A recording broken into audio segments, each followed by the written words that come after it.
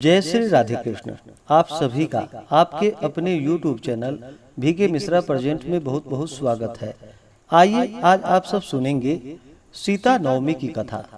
वैशाख मास शुक्ल पक्ष की नवमी तिथि के दिन सीता नवमी का व्रत धारण किया जाता है। इस दिन विशेष प्रकार से माता सीता का भगवान श्री राम का पूजन किया जाता है।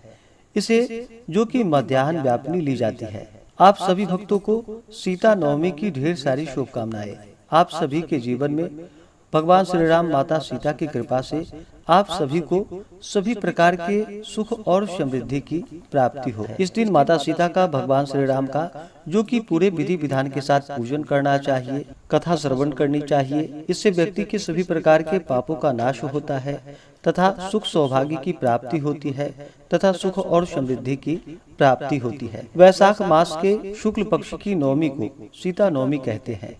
धार्मिक ग्रंथों के अनुसार इस दिन माता सीता का प्राकट्य हुआ था। पौराणिक शास्त्रों के अनुसार वैशाख मास के शुक्ल पक्ष की नवमी तिथि को पुष्य नक्षत्र के मध्याह्न काल में जब महाराजा जनक संतान प्राप्ति की कामना से यज्ञ की भूमि तैयार करने के लिए हल से भूमि को जोत रहे थे, उसी समय पृथ्वी से एक बालिका का प्राकट्य हुआ। जोती हुई भूमि तथा हल के नोक को भी सीता कहा जाता है, इसलिए बालिका का नाम सीता रखा गया। अतः इस पर्व को जानकी नवमी कहते हैं।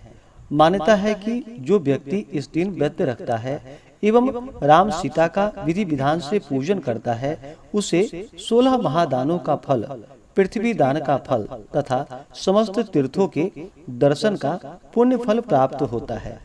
तो आइए सुनते हैं सीता नवमी से जुड़ी हुई पौराणिक कथा। तो बोलिए प्रेम से भगवान श्री राम की जय, माता सीता की जय, सर्वदेवी देवता की जय।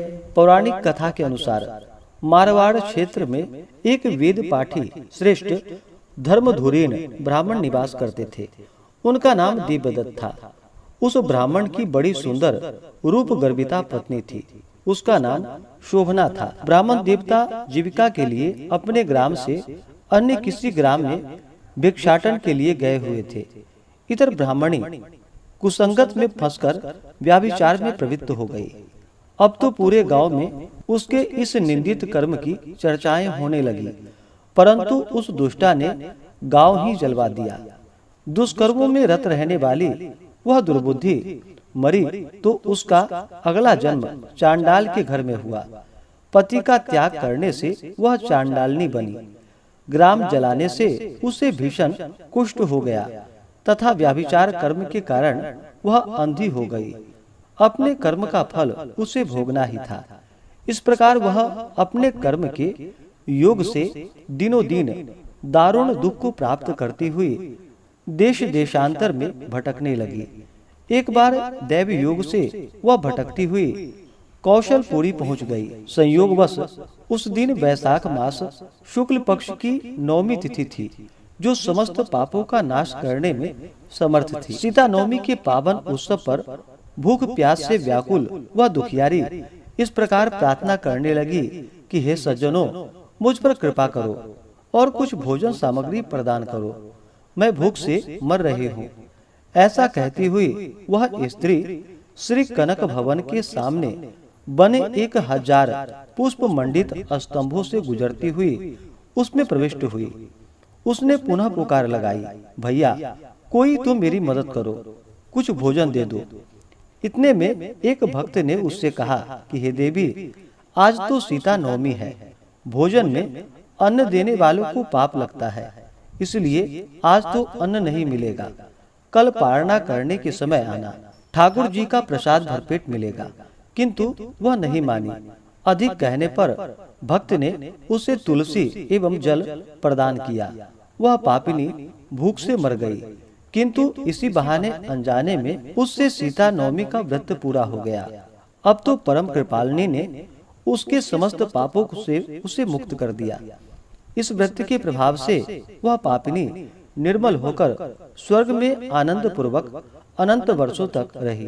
तत्पश्चात वह कामरूप देश के महाराज जय सिंह की महारानी काम कला के नाम से विख्यात हुई। जातिस्मरा उस महान साध्वी ने अपने राज्य में अनेक देवालय बनवाए, जिनमें जानकी रघुनाथ की प्रतिष्ठा करवाई। अतः सीता नवमी पर जो श्रद्धालु माता जानकी का पूजन अर्चन करते हैं, उन्हें सभी प्रकार के सुख सौभाग्य की प्राप्ति होती है। इस दिन जानकी स्तोत्र, रामचंद्राष्टकम, रामचरितमानस आदि का पाठ करने से मनुष्य के सभी कष्ट दूर हो जाते हैं। तो बोलिए प्रेम से माता सीता की जय, भगवान श्री राम की जय, सर्वदेवी देवता की जय। तो आशा करता हूँ कि यह जानकारी आपको अच्छा लगा हो। ऐसे ही ज्ञानवर्धक जानकारियाँ प्राप्त करते रहने के लिए, प्रत्य पूजा के बारे में जानने के लिए, कथा को सुनने के लिए चैनल पे अगर आप पहली बार आए हैं तो चैनल को लाल बटन दबा करके सब्सक्राइब करें, साथ में बेल आइकन घंटी को दबाएं, ताकि आने वाली वीडियो का नोटिफिकेशन आपको समय से मिलता रहे। वीडियो को लाइक करें, शेयर करें। सुखी रहें और स्वस्थ रहें। जय श्री राधे कृष्ण। धन्यवाद।